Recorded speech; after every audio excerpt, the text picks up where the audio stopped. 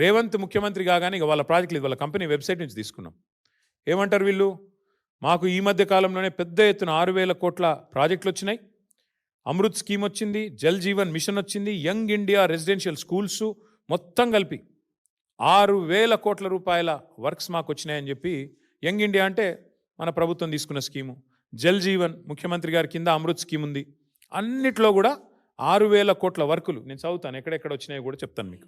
ప్రశ్న ఏమంటే ఇక్కడ చూడండి మీరు, మెదక్లో R&Bలో వర్క్ ఇదంతా ఇది దాదాపు 116 కోట్లు.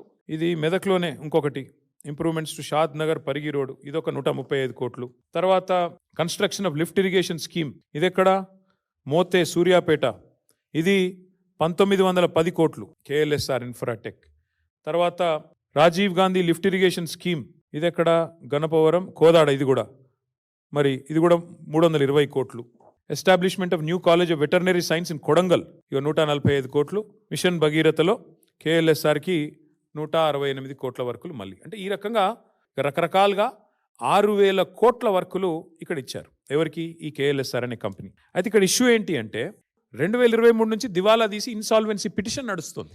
6,000 కోట్ల వర్కులు దివాలా తీసి ఎంప్లాయీస్ జీతాలు ఇవ్వడానికి లేని కంపెనీకి 6,000 కోట్ల వర్కులు వచ్చినాయి అంటే, తెలంగాణలో వరద వారుతోందంటే ఏ రకంగా మరి ఈ కంపెనీకి వస్తూ ఉన్నాయి మనం ఆలోచించాల్సిన అవసరం ఉంది.